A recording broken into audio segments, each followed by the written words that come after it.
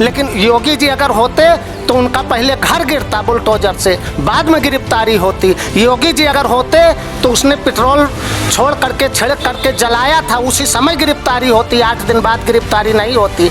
योगी जी अगर होते तो तीनों की गिरफ्तारी होती, केवल एक की गिरफ्तारी नहीं होती।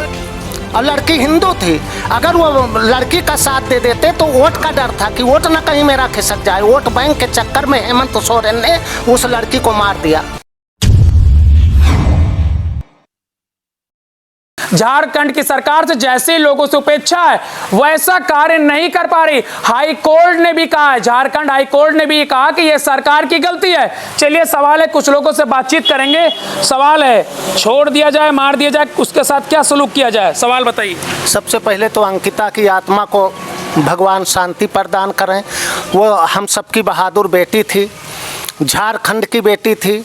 वहाँ का मुख्यमंत्री कायर है, जो एक अंसारी बवाली के लिए तो स्पेशल हवाई जहाज़ से उसका इलाज कराने जाते हैं दिल्ली। लेकिन अंकिता को 6 दिन 7 दिन वो बिस्तर पर पड़ी थी, चिल्ला रही थी, कराह रही थी, अपनी ज़िंदगी की जंग लड़ रही थी। वो बहादुर बेटी है। 7 दिन लड़ने के बाद उसने अंतिम सांस लिया।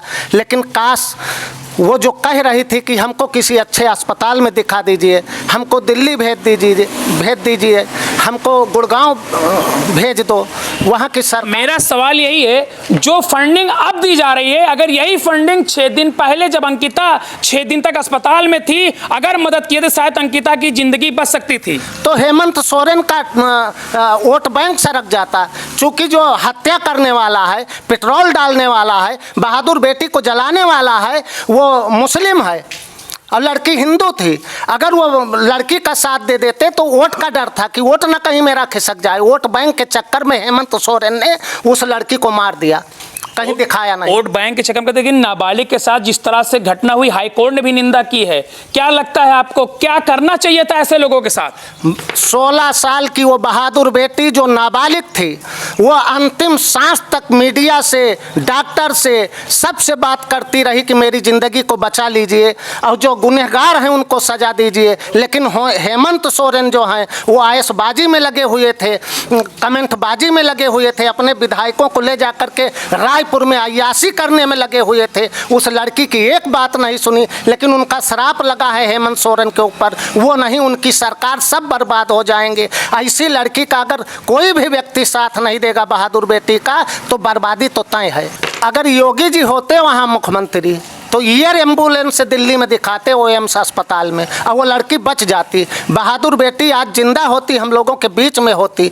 लेकिन योगी जी अगर होते तो उनका पहले घर गिरता बुलडोजर से, बाद में गिरफ्तारी होती। योगी जी अगर होते तो उसने पेट्रोल छोड़ करके छिड़क करके जलाया था, उसी समय गिरफ्तारी होती, 8 दिन बाद गिरफ्तारी नहीं होती।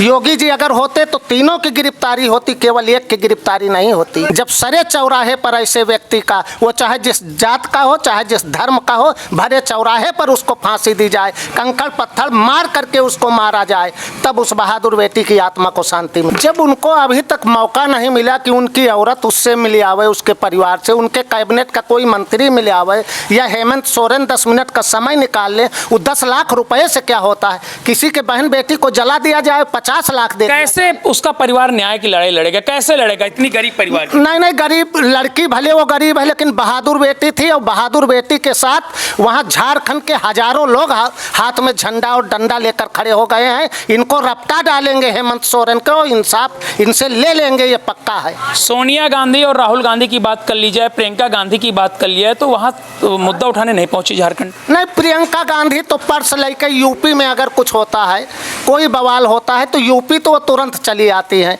लेकिन अगर वही राजस्थान में होता है, बिहार में होता है, झारखंड में होता है, छत्तीसगढ़ में होता है, तो उनका भाई बहन का मौका नहीं है। वो खुद ही कहूँ विदेश में हुई हैं। एक ट्वीट उसके पक्ष में, उस लड़की के पक्ष में उनके हैसियत नहीं कह दे हैं। कारण क्या है? वोट का, वोट बैंक का, वोट बैंक के वोट इतना क्या कहते हैं, इतना महत्वपूर्ण हो गया कि किसी के जीवन के साथ खिलवाड़ हो सकता है। तो इन पार्टियों के लिए वोट ही सब कुछ है, इज्जत कुछ नहीं है, लड़की कुछ नहीं है, उसकी ज़िंदगी कुछ नहीं है, वो बालिग है नाबालिग है ये भी माने नहीं रखता है, वो दलित है अपर कास्ट है ये भी माने नहीं रखता है। उनका वोट कहीं 10 वोट इधर उधर ना होने पावे, वो उनका टारगेट। क्या लगता है ऐसे लोगों को गोली मार देनी चाहिए थी?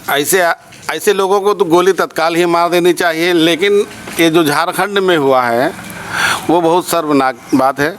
अगर यही कांड अगर इस हमारे यूपी में अगर होता तो योगी जी तो हमारे ठीक ही कर देते, लेकिन आम जनता उनको सरेआम कहीं ना कहीं ढूंढ करके चौराहों पे जिस हिसाब से उन्होंने जलाया था, फूंका था, उसी तरह से उनको जला दिया जाता। भीम सिंह जी, सवाल हमारा ये है, जिस तरह से उस लड़की के घर में पहुंचकर रेकी कर पेट्रोल डालकर जलाया गया, तो कहीं ना कहीं इसकी रेकी पहले की शाहरुख अकेला ही नहीं है, कई और लोग होंगे, उनको भी पकड़ने की जरूरत है सरकार को। ये 10 मिनट में कोई काम नहीं होता है। किसी के ऊपर अगर पेट्रोल डालना है तो पेट्रोल की व्यवस्था, पैसे की व्यवस्था, समय का इंतजाम, लड़की कब अंदर जाती है कब बाहर जाती है, ये सारी चीज़ रेकी करके 4 से 8 दिन से प्लानिंग हुई होगी और इसमें कई लोग शामिल हैं। और उनका लव जिहाद का मामला चल ही रहा है, पूरे भारत में ऐसा काम हो रहा है, कहीं जानकारी में आ जाता है कहीं जानकारी में नहीं आता। ये बेशर्म लोग हैं, राजनीति के लोग बेशर्म होते हैं।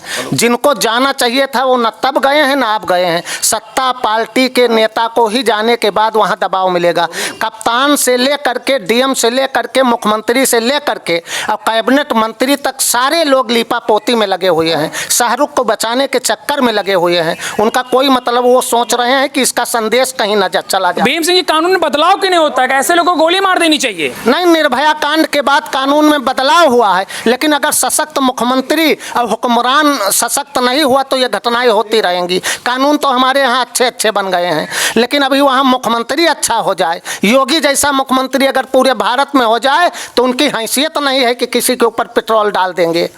जो जनप्रतिनिधि अब ट्रेड चला रहे हैं न्याय को लेकर, अंकिता को न्याय दिलाया जाए, मतलब एक वाहवाही लूटने के लिए, एक अपना स्टेटस महसूस कर ले कि हम भी अंकिता के साथ खड़े हैं।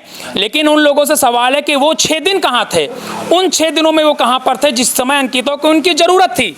दुर्भाग्यवश कई लोग वहाँ नहीं पहुँच पाए होंगे। पहुँचना सबको चाहिए, हर पार्टी के लोगों को पहुँचना चाहिए, हर व्यक्ति को उस अंकिता बहादुर बेटी का साथ देना चाहिए। जो बहादुर बेटी 22 तारीख से वेंटिलेटर पर लेट करके और 8 दिन जिंदा थी, अपने ज़िंदगी के अंतिम सांस तक उसने न्याय की लड़ाई लड़ी और अंतिम सांस में ये कहकर गई है कि अपराधियों को छोड़ना मत और मुझे किसी अच्छे अस्पताल में दिखा दो। लेकिन अब क्या बता दी, यहाँ के नेताओं के खुदगर्जी कर ले या फिर जो क्राउड फंडिंग के नाम पर इस समय क्राउड फंडिंग कर रहे हैं, अपनी वाहवाही लूट रहे हैं, उनकी बात कर ली जाए। अगर ये लोग पहले से सस्ते तो शायद अंकिता की जान बच सकती थी। यूपी टीवी के लिए शिवम अवस्थी की रिपोर्ट।